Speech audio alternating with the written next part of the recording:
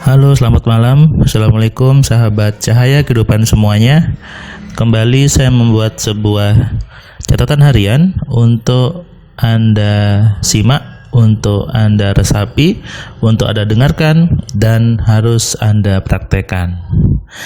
Banyak orang hanya membaca, banyak orang hanya nonton YouTube, banyak orang hanya menyimak sesuatu, tapi tidak dia praktekkan atau tidak dia amalkan, maka itu jadi percuma saja.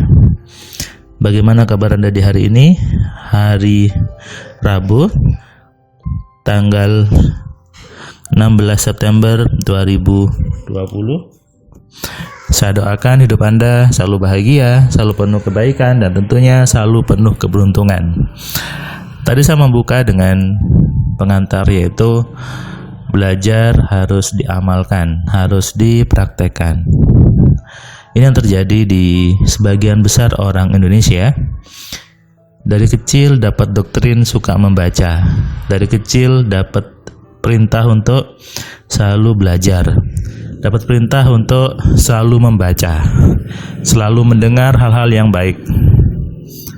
Tapi hanya sedikit orang yang mampu memahami apa yang dia pelajari. Hanya sedikit orang yang mampu menerapkan apa yang dia pelajari. Kenapa? Karena banyak orang sibuk hanya sekedar membaca. Membacanya juga akhirnya salah paham gitu ya. Tadi saya dapat sebuah WA apa SMS tadi ya? SMS, dapat SMS dari seorang yang isinya seperti ini. Mas Urman, kalau saya sudah membeli buku Alfa Telepati, apakah saya bisa mahir menerapkan Alfa Telepati? Jawaban saya apa? Tidak. Terus saya jelaskan, kenapa tidak? Kalau Bapak hanya membeli, lalu bukunya ditaruh, tidak dibaca, tidak dipraktekkan tugas-tugas di situ, ya tidak akan bisa menerapkan. Lalu si Bapak ini jawab, Mas Herman bisa aja, tuh kan? Saya dianggap bercanda, padahal itu serius. Artinya emang seperti itu harusnya. Banyak orang hanya membeli, tapi terus ditaruh. Itu dulu saya juga pernah alami seperti itu. Beli buku, setelah beli di toko buku, baca sedikit ditaruh. Ya, akhirnya apa? Bukunya hanya menjadi pajangan di rak buku. Banyak orang seperti itu. Dan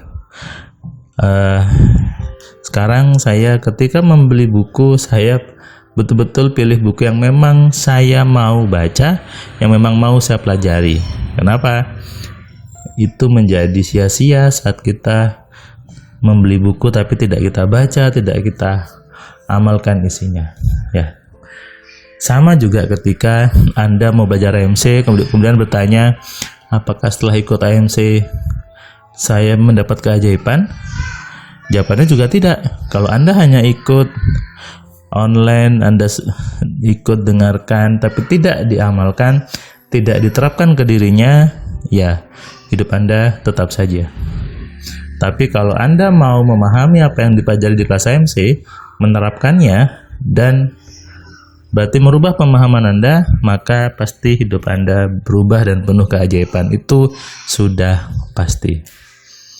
Oke, jadi sepertinya memang banyak orang di Indonesia itu dapat pemahaman yang keliru tentang makna kata belajar. Seolah kalau belajar itu seperti di film tuh, datang lalu ditransfer ilmu kemudian bisa apapun. Oke, itu di film ya. Saya sudah juga buat sebuah catatan sepertinya tentang pengisian ilmu yang sebenarnya. Hari ini saya aktivitasnya adalah melakukan pekerjaan kantor tapi lewat online. Ada beberapa meeting online tadi yang harus saya hadiri dengan kantor pusat. Kemudian saya juga memberikan kelas AMC. Oh, enggak, tadi kelas AMC-nya kosong gitu ya. Tadi saya memberinya kelas kuliah di kampus lewat online juga. Tadi apa ya mata kuliahnya? Oh, mata kuliahnya grafika komputer dan streaming multimedia. Tapi masih pertemuan pertama, masih perkenalan bagaimana proses belajarnya, bagaimana aturannya, bagaimana nilainya. karena hari ini kelas MC-nya kosong, sehingga saya bisa menulis artikel di blog saya. Anda bisa baca ya blog saya terbaru di firmanpratama.wordpress.com. Di situ saya tadi menuliskan artikel tentang orang yang tidak percaya dengan kekuatan pikiran, orang yang skeptis tentang kekuatan pikiran. Saya sudah ulas di situ, dan saya katakan bahwa hal yang lucu ketika ada orang mengatakan bahwa dia tidak percaya dengan kekuatan pikiran. Bahkan ada yang pernah saya baca komentar di blog saya juga, saya lebih percaya pada kekuatan Tuhan daripada kekuatan pikiran. Nah, ini lucu. Jadi ketika mengatakan saya lebih percaya kepada kekuatan Tuhan daripada kekuatan pikiran, sepertinya belajarnya kurang dalam gitu ya, kurang jauh belajarnya, dan mungkin dapat pemahamannya salah. Tuhan menciptakan kita lengkap dari atas sampai bawah. Ada tangannya dua, ada kakinya dua, ada matanya dua, ada kepala, ada telinga, ada hidung. Semuanya punya fungsi masing-masing, semuanya punya kekuatan masing-masing. Kaki kekuatannya buat kita berjalan, tangan kekuatannya buat kita memegang, mata untuk kita melihat, telinga untuk mendengar. Semua ada kekuatannya, semua ada powernya, semua ada fungsinya. Tuhan yang menciptakan, Tuhan yang memberikan aturan di tubuh kita, berarti Tuhan juga yang memberikan kekuatannya kepada kita. Ketika kita mengatakan saya menggunakan kekuatan kaki saya, maka sesungguhnya itu sedang menggunakan kekuatan Tuhan. Ketika kita menggunakan kekuatan pikiran kita, itu sedang menggunakan kekuatan Tuhan. Ketika Anda menyadari kecerdasan diri Anda, ketika Anda menyadari keajaiban tubuh Anda, ketika Anda mau pelajari sistem tubuh Anda dan Anda takjub, disitulah kita menyadari dan menghayati apa itu kekuatan Tuhan yang sesungguhnya. Makanya sibuklah mengenal diri, maka nanti kenal Tuhannya. Jangan terbalik.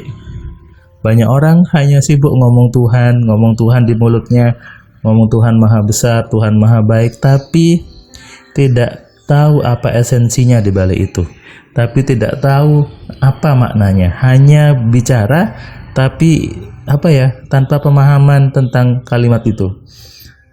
Dan celakanya ini yang banyak dialami oleh sebagian besar orang saat ini. Saya sebut celaka kenapa? Dia hanya ngomong tapi tidak paham maksudnya. Dia nulis tapi tidak paham apa yang ditulis. Itu kan lucu gitu ya. Dia bicara Tuhan maha besar, dia bicara Tuhan itu maha pengasih, maha penyayang, tapi dia takut hidupnya. Tapi dia hidupnya khawatir. Katanya Tuhan maha pengasih penyayang. Kenapa khawatir? Kenapa takut? Karena katanya Tuhan itu maha besar. Kenapa tidak percaya sama dirinya? Bukankah dirimu itu ciptaannya Tuhan? Kecuali nih Anda tahu kalau diri Anda ciptaannya pabrik.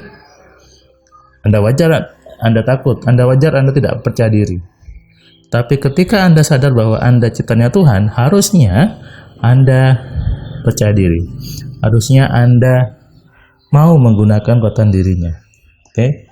Jadi seharusnya pernyataannya adalah ketika saya menggunakan kekuatan pikiran, maka disitulah saya menyadari kekuatan Tuhan. Jadi itu saling berhubungan, bukan terpisah. Bukan, oh saya milih kekuatan Tuhan, nggak milih kekuatan pikiran. Salah. Kekuatan pikiran itu adalah yang Tuhan berikan pada kita, sehingga kalau kita menggunakan dengan benar, berarti kita mensyukuri apa yang Tuhan berikan. Sekali lagi, dipahami, diresapi, dan praktekkan. Selamat malam. Salam dari saya, Firman Pratama. Assalamualaikum.